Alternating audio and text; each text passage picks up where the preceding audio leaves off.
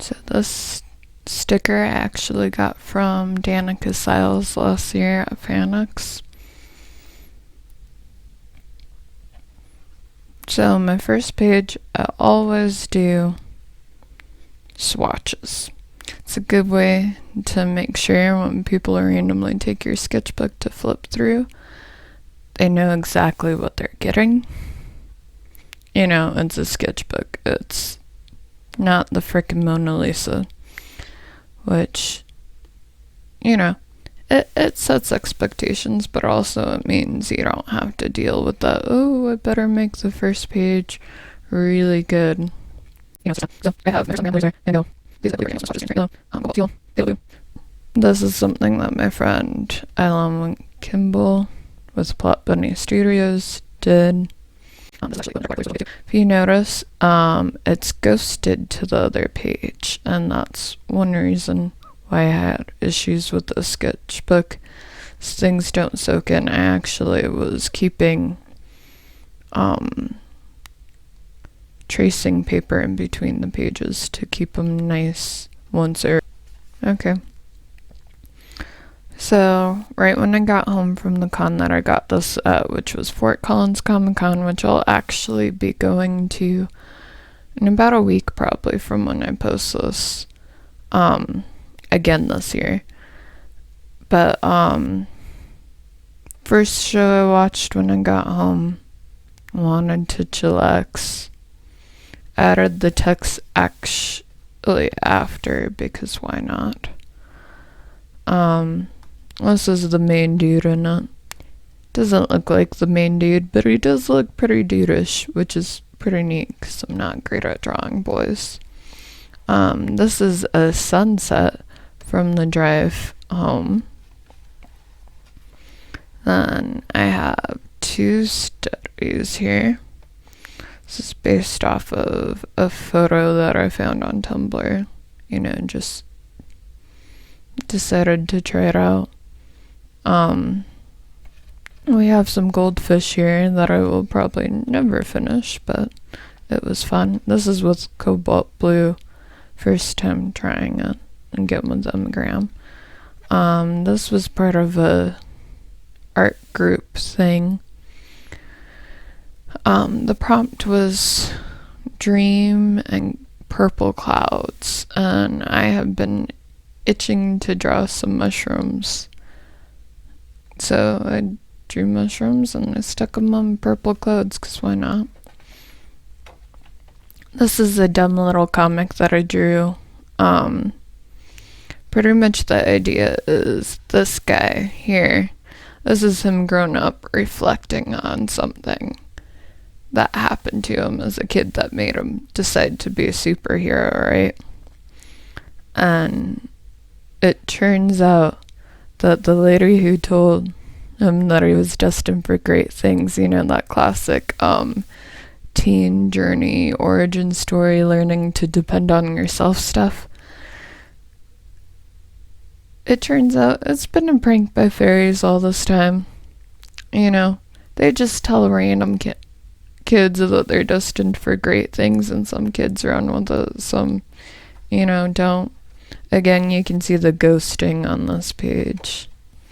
This is from a Skillshare class that I took by Ed J. Brown. I'll put a link in the below if you're interested.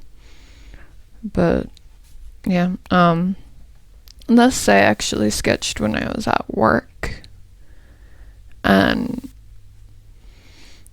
you know, it's Mark Twain. Always dug Mark Twain, loved his quotations, eventually read one of his books in high school. He's just funny, you know, so yeah, I was trying out this impressionistic, putting color underneath the skin and then doing a flat skin layer thing. And then I added purple toneness, and then dumbly I lined it with gray. It looked, in my opinion, cooler before I lined it, but you know, it works out. I actually have a print of this which for now you can only get in person because I'm afraid to send big paintings through the mail still. Haven't quite puzzled that out yet. And then this is just some text that I decided to throw on there for kicks and giggles. This is me trying to figure out gouache. I still have yet to make a painting with this gouache, because gouache is... So from a watercolor artist perspective, it should be easier, you would think, but I find it quite difficult. I'm not used to having to add white to colors to make them lighter. Dumb, I know, but that's just the case. But here I'm trying to see essentially how much work it takes to mix when things have dried, because that's another thing I've been having trouble with, was attempting gouache. And these are obviously notes on what happens when you re-wet it by putting more paint on it. This is obviously that blue color and then white. Color comps for Chilling Adventures of Sabrina painting that I have yet to finish, and I never actually did. But these were gonna be like the 13 witches in various ways, you know. This is for Drawing Your Style from Perniculum on Instagram. Didn't end up liking it, so I never posted it. This is from the show Malavent. It's on Netflix. It's an original. It's a little horror movie about essentially this girl, she sees ghosts. Apparently her mom saw ghosts before her. You know, it's your pretty classic slasher film, it turns out. But, you know, there were some pretty costumings and stuff, and, you know, I drew from it and dug it. Plus, I did a live stream on Instagram one morning just because it could over. It's a creepy little church I found a picture for. Obviously, it looked very different. This was pissing about life things going on, and, you know, just overall not content with things, so I've ended. This is from a show that I believe I watched on Amazon Prime. And, you know, I really liked this actress, so it said I'd paint him. This is during like a skinny dipping with clothes on scene. This is from The Mummy, which I absolutely loved. I actually took a Skillshare class on essentially making fun, cool text on it, which is why I threw in a quote there, but absolutely love The Mummy. It was one of my favorite shows as a kid. This is an Oscar Wilde quote. Again, really dig them. Again, you can see ghosting from this page to this one. But we are each our own devil, and we make this world our own hell. Pretty much that's about the fact that most people make themselves miserable, you know? The world can seem like a really dark place, but a lot of times that's just our own, what we're thinking about it, you know? This is from Practical Magic. It's the main house that they live in, which I always found really gorgeous, and I'm trying to work on more backgrounds and stuff, so I drew it and, you know, did some fancy text, you know, being normal isn't a virtue, but rather denotes lack of courage. This is about essentially hitting my alarm clock. This is from A Discovery of Witches, which is a show on Stars, I believe. It's pretty good. It's, one of your classic witch shows, a discovery of great power, then finding out that you have all of this responsibility related to that power, blah, blah, blah. But it goes into mythology a lot, which I really love. I love mythology. I really get a kick out of it. But yeah, this is the house of her aunts, who live in Illinois, I believe. But I've always loved this style of house, and so paused the show, drew it right then. This is larkspur. This is a variety of plant that used to grow right outside my doorstep when I was a kid. I believe it was planted. I don't know. I was a kid. You don't pay attention to those kind of things, but I absolutely fell in love with these kind of flowers. They've held great meaning for me ever since then. And actually, you can look them up, and there's like a buttload of like interpretations and stuff with them, and it's just really intriguing as stuff. And vaguely like extra special that I was drawn to these as a kid. I actually have this memory of spending all day with my crayons trying to get them just right before I ever started school, from sunup till sundown. So, good times. This one, there's a video on it where I ran about this paper, which I tried really hard not to.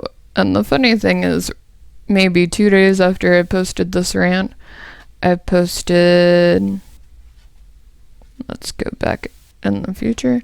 So I posted this on Instagram, and the fine people at Stillman And Birn complimented me greatly, and I felt completely guilty about tearing about their sketchbooks. And honestly, the thing is just said okay for what media. And of course, as a watercolor artist, that's all that I do. And so I was expecting to be able to, do that in here. And it's just, you can watch the rant video to know why it's bad for watercolor. But funnily enough, it actually made me pull out my supplies, because this was like the breaking point of just, I'm not gonna keep trying. This is actually done with the medium that I'll mention that I started using for the most part. But these are Inktense pencils here. Whereas this is just, standard watercolor, probably a mix of Winsor & Newton, Daniel Smith, Graham, because those are the main paints I paint with. I drew it at work, went home, painted it, probably on this desk. Filmed a video about it, ranted about how terrible the paper was because I couldn't help myself. But it's an okay paper for other medium.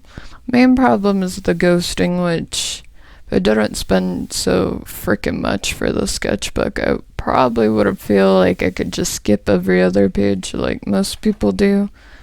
These are a bunch of wildflowers that grow in Utah, done with color erase pencils, because again, I was pulling out mediums that I don't really use because of how terrible the paper is in this. Dragonflies and bee studies, mostly trying to figure out how their wings work.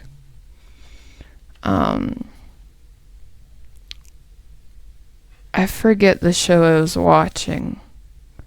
I think it might have been Pearl Harbor, or it was An American Quilt or something like that. One of those old shows that's on everybody's must-see before you die list. And, it took place in the 40s or 60s or somewhere like that. And I drew the actress, one of the actors' heads, and was like, F it, I'm gonna turn this into a corny 60s sci-fi film. So that's what I did. This is Medusa. Never got around to painting her. I was planning on it. Trying to do a funky, almost 40 style with all of the snake hair. I was watching season 2 or 3 of Chilling Adventures of Sabrina. These are a lot of the characters. Most of these were drawn literally in the first episode before knowing what everyone was going to be. And I decided to do fun text just because.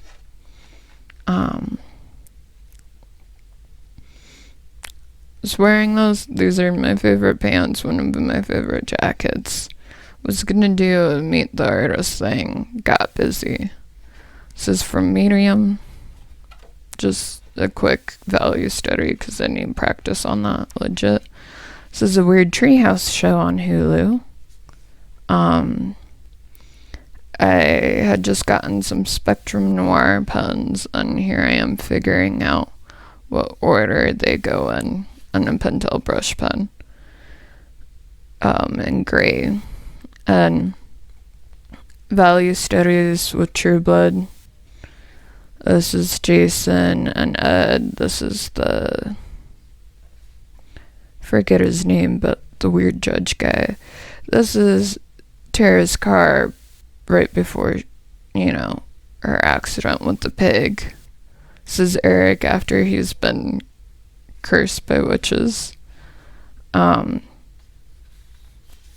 Too much stuff on there, so I didn't draw anything. Again, just trying to finish the sketchbook so that I can just get it done and over with. And this was at FireCon. This was the next day after FireCon. Might do a limited print thing where I throw a different character on here that makes sense. Hermione being at the top of the list. These are my lunches from and food that I ate during FireCon, which was fun. Again, a random study. Watching Winona Earp. The funny bit is, so right after I did this painting, I decided I'd go and check and see if there was any news on Winona Earp, because, okay, if you're not an Earper, you probably don't know this, but it got renewed for like seasons 4 and 5, right? So we were promised 2 more seasons. Then the company that films Winona Earp decided they didn't have enough money, pretty much said, there's no way we can do this. So we all rallied together and tried to get things to happen. Luckily, Sci-Fi, which is where you can watch it, eventually said that they were going to make more. You can also watch it on Netflix, by the way, 1 through 3. But I was rewatching the series, frustrated about the fact that we weren't going to get more. And I painted this, then, went Googling for new stuff, found out that they were renewing it in a rush, painted this, and I created a GIF out of an earlier painting, which I'll put on the screen right about now, because, movie magic. But, the guy that plays John Henry Holiday, or Doc Holliday, Tim Rosen, actually reposted my GIF on his Instagram, which was really cool and amazing. And yeah, you can buy a print of it. So yeah, and these are with Inktense, which is why I have all of this weird mixing stuff here, because I was trying to figure out how to get a skin tone. out of the colors I have, which is pretty hard with what I had. So yeah.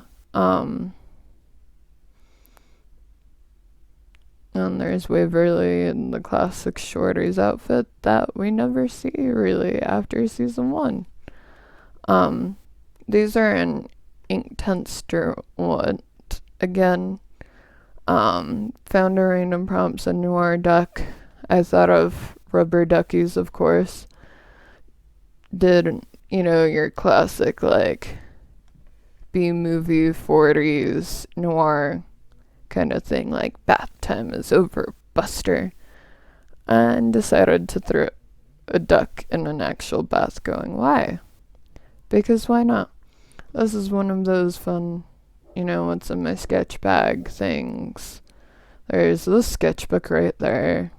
Some fine liners, my favorite eraser, that's by Faber-Castell. It's the dust-free. A utility knife, because I always have one handy. Like, literally, there's one right there.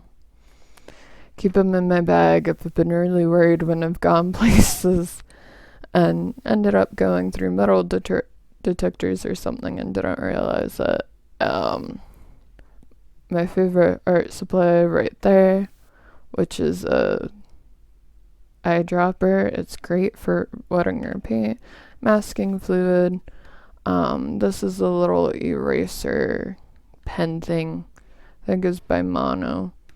Classic paper mate pen. This is the Pentel Pocket Brush pen there. Some paint brushes. These are the Derwent tin.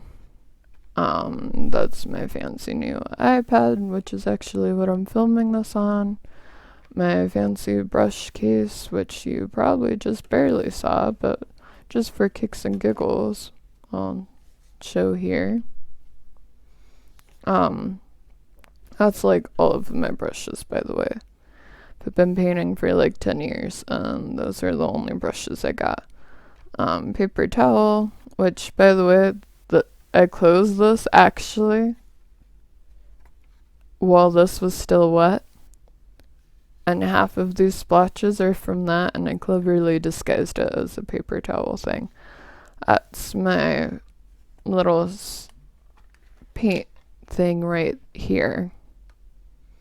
Obviously, the swatches are made using the actual colors in there. It's my modified order / slightly modified colors Winsor & Newton Sketcher box. Should be $12 to $17. If you spend more than that, you need to shop around or use a coupon.